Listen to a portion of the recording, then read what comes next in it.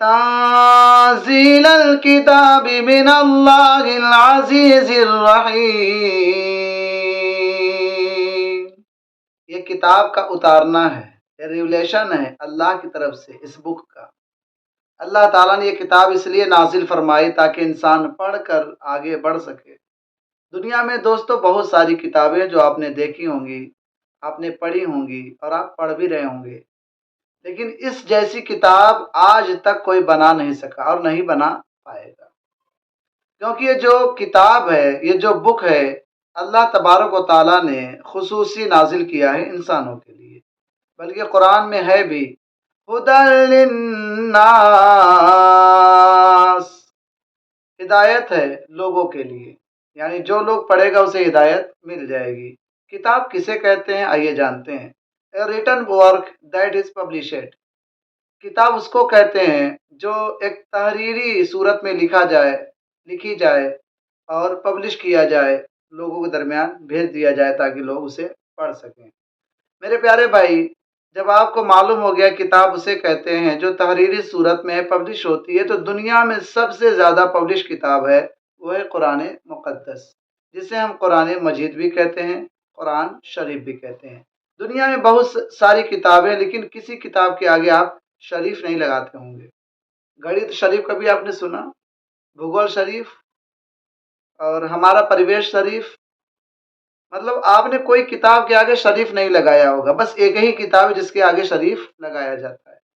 یہ ایک ایسی کتاب ہے جناب کہ اگر میں 100,000 کتابوں میں یہ کتاب رکھ دوں تب بھی ایک نادان شخص پہچان جائے گی یہ کتاب قرآن مقدس ہے، کیونکہ تمام کتابیں کھلی رکھی رہتی ہیں، لیکن یہ قرآن مقدس جزدان کے اندر ہوتا ہے، ایک پیٹی کے اندر ہوتا ہے اور ایک کپڑے کے اندر لپیٹا جاتا ہے، اس لیے کہ یہ ممتاز کتاب ہے، تمام کتابوں میں افضل کتاب ہے۔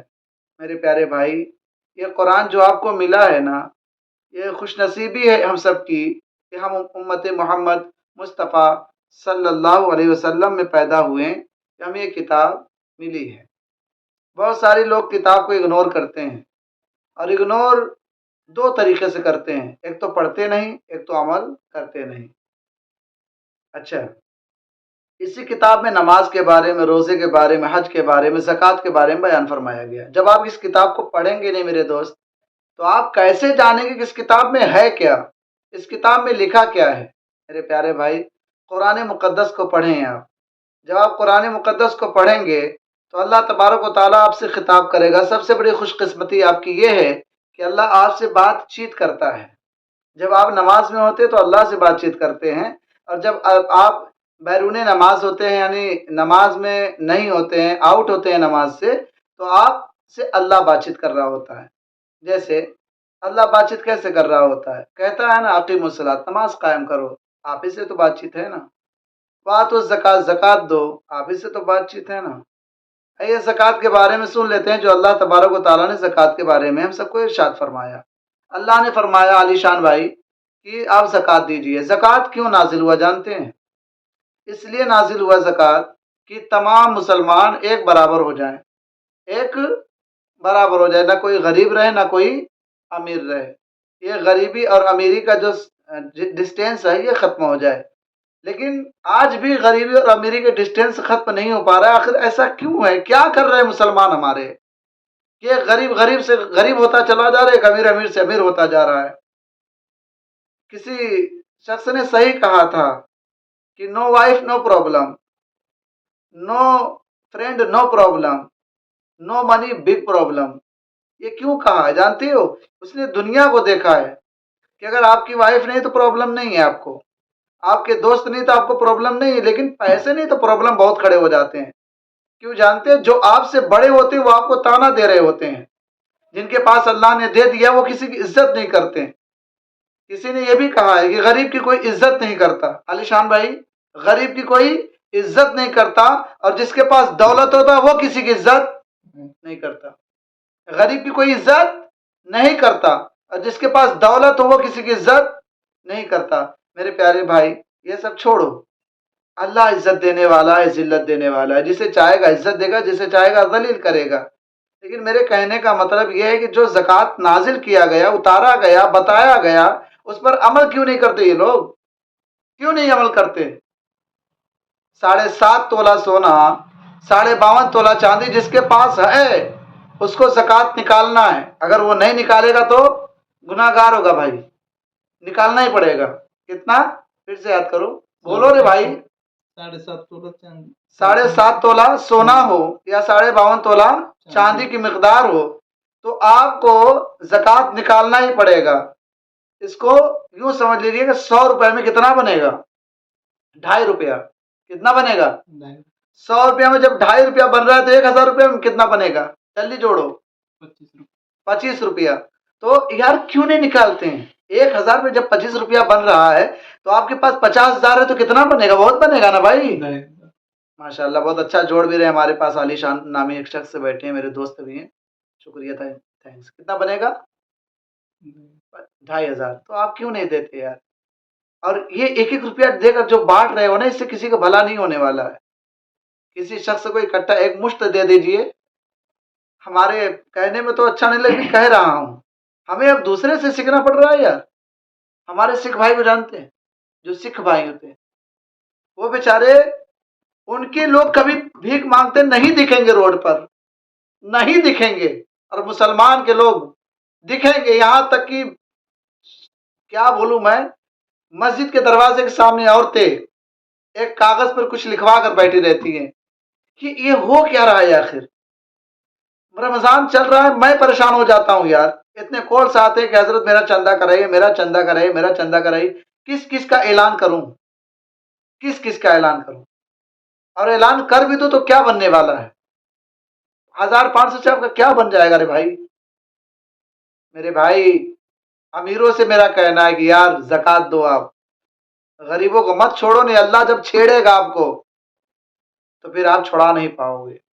یاد رکھنا، یہی تمہارا سونا، یہی تمہارا چاندی کل میدان محشر میں جب سانپ بن کر آئے گا تو تمہیں کوئی بچا نہیں پائے گا۔ مسکراہٹ اس لیے آ رہی ہے کہ کیا بولوں یار، آئے گا سانپ بن کر، یہ حدیث پاک ہے۔ مجھے تنزن ہنسی آ رہی ہے لوگوں پر کہ سب کچھ معلوم ہے لیکن دیتے نہیں، اور لینے کے چکر میں پڑے ہیں بھائی۔ میں ایک مسجد میں رہتا تھا بھائی، وہاں کا تھوڑا سا میں تجربہ آپ کو بتا دوں کہ ایک بہت بڑے امیر شخص تھے، رات میں آ کر 2:30 بجے رات میں میرے پاس رو رہے تھے وہ، جب ساری دنیا سو گئی تھی۔ تنے تنہا میرے پاس آیا، رونے لگا اور کہنے لگا حضرت کوئی اپائے بتائیے، میری بیماری بڑھتی چلی جا رہی ہے۔ میں بولا حضور آپ جائیے زکوٰۃ نکال کے آئیے۔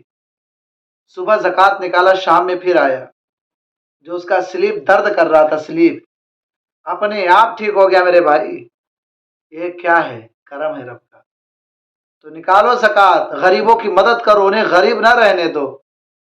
اگر آپ کے پاس ہے دیجیے بھائی، ورنہ جو ٹھکائی ہوگی تمہاری نہ، پھر کوئی بچا نہیں پائے گا، بتا دے رہا ہوں، کوئی بچا پائے گا؟ کمبل کٹائی جب ہوگی تو اس کمبل کٹائی سے بچنے کے لیے، پٹائی سے بچنے کے لیے اللہ سے ڈرو۔